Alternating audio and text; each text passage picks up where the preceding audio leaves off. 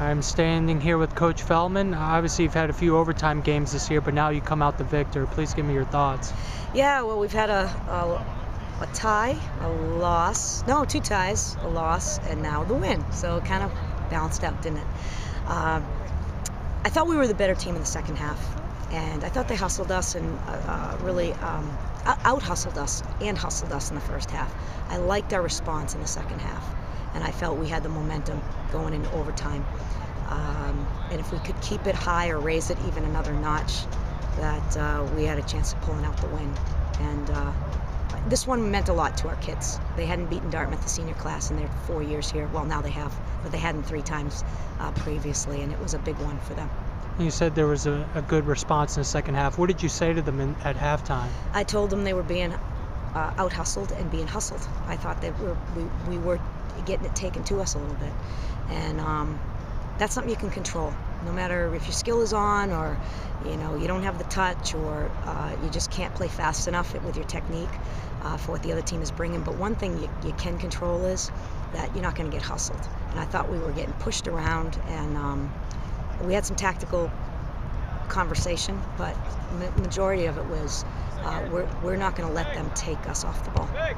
And how big is this? Now you have 2 wins going into conference play. It's huge. This Harvard and Dartmouth win just putting a little momentum together, being 500, back to 500, which I don't think a lot about the record until the end of the season. But when you're hovering below 500 entering the conference, you're not feeling that great about yourself, even with the schedule we've had.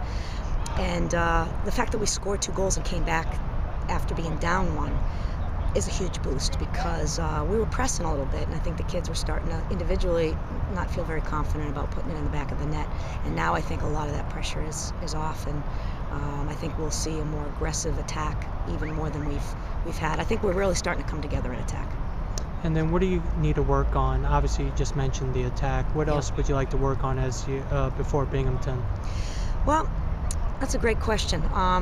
Got to kind of think about what Binghamton has against. I mean, what we need to do is we need to continue to be able to play with good speed of play precisely, to be able to play our style under a lot of pressure. And Dartmouth presented a lot of pressure, but the pressure can look different with different opponents. They may try different things to take you out of your game. We have to be able to stay the course and play with our possession under pressure. So that's certainly something that can continue to get better. I'd like to see our back line be a little bit better in distributing, not creating their own problems. I felt like we had some really bad giveaways. And granted, it was Dartmouth pressure that was creating it, but I'd like to see us get rid of some of those bad giveaways, and we got lucky a couple of times. Well, I guess lucky. We also reacted pretty quickly to a bad moment.